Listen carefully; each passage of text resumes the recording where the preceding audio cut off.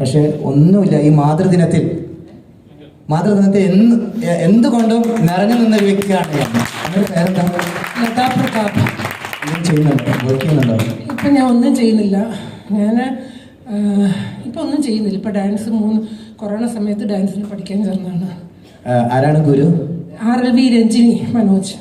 Ranjini madam എന്തായാലും ആ അധ്യാപിക എന്തുകൊണ്ടും അനുഗ്രഹം നിറഞ്ഞവളാണ്. കാരണം ഇതുപോലുള്ള അമ്മ ഈ പ്രായത്തിലും, കാരണം ഈ ഡാൻസിനെ ഇത്രമാത്രം സ്നേഹിക്കുന്ന ആൾക്കാർ, അതും ഈ നമ്മുടെ ഈ മെട്രോ സിറ്റിയിൽ ഈ മെട്രോ സിറ്റിയിൽ ഇങ്ങനെയൊക്കെ ഡാൻസിനെ സ്നേഹിക്കാനും സമയം കണ്ടെത്തിയിട്ട് പഠിക്കാനും ചെയ്യുന്ന ഒരു ആത്മാർത്ഥത ശരിക്കും പറയാൻ വാക്കുകളില്ല.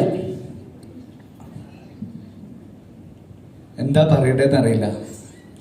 ഈ ഒരു ദിവസം തന്നെ ഇങ്ങനൊരു അമ്മയുടെ പെർഫോം കാണാൻ ഭാഗ്യം ചെയ്ത് നമ്മൾക്ക് ഒരുപാട് നന്ദി വിഭജിക. കാരണം ആ അമ്മയുടെ താളബോധം അസാധ്യം.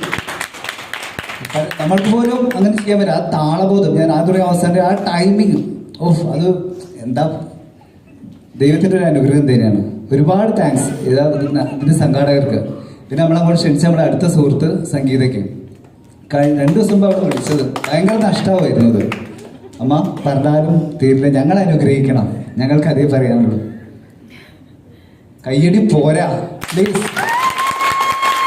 ഒന്ന് എഴുന്നേൽക്കാം പറ്റുന്ന ആളുകൾ.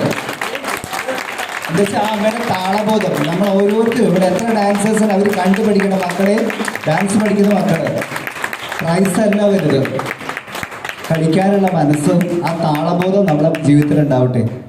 Thank you, thank you.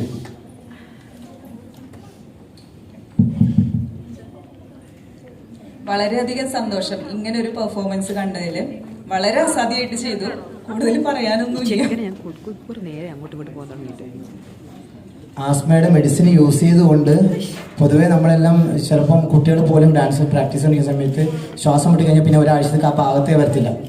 വിളിച്ചു പറയും, അയ്യോ സാറേ ഇന്ന് കൊച്ചിന് വയ്യ, കൊച്ചിന് ബ്രീത്തിങ് പ്രോബ്ലം ആണ്, വയറിന് എല്ലാത്തിനും വേദനയാന്നൊക്കെ പറഞ്ഞിട്ട്.